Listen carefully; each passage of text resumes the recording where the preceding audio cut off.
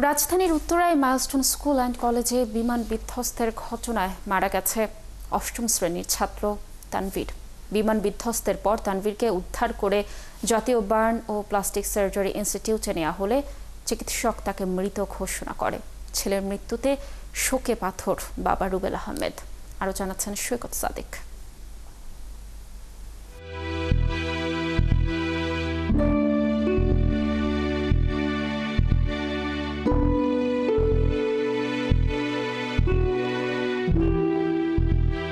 রাত তখন ৯টা। জাতীয় বার্ন ও প্লাস্টিক সার্জারি ইনস্টিটিউটের নিচতলায় অনেকটা শোকস্তব্ধ টাঙ্গাইলের রুবেল আহমেদ। উত্তরায় বিমান দুর্ঘটনায় বড় ছেলের মৃত্যুতে শোকে পাথর সে।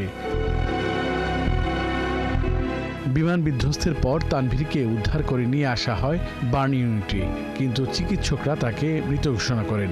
স্বজনরা জানান, মাইলস্টোন স্কুল অ্যান্ড কলেজের ৮ম শ্রেণীর শিক্ষার্থী তানভীরের এমন চলে যাওয়া কোনোভাবেই মানতে পারছেন না তারা। বাসায় গেছি, পাই নাই। পরে ওই উত্তরা মেডিকেলে খুঁজছে, ওখানে নাই। পরে শুনলাম এখানে আছে, পরে এখানে চলে আসছি। তারপরে এখানে এসে দেখি নাই। রাত ৯টার কিছুক্ষণ আগে মর্গ থেকে বের করা হয় তানভীরের মরদেহ। অনেকটা নীরবেই তার মরদেহ অ্যাম্বুলেন্সে তোলা হয়।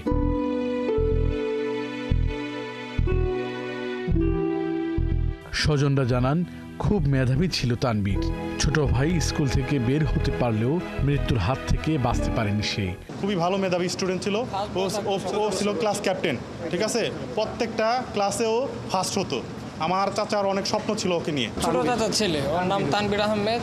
ও মাইলস্টোন স্কুলে ক্লাস 8-এ পড়ে, আর ও সবসময় টপার বয় ছিল। ওর নিয়ে আমাদের সবারই অনেক স্বপ্ন ছিল। নিহত স্বজনরা আরও জানান, রাতেই তানভীরের মরদেহ নিয়ে যাওয়া হবে গ্রামের বাড়ি টাঙ্গাইলে। সৈকত সাদিক, ৭১, ঢাকা।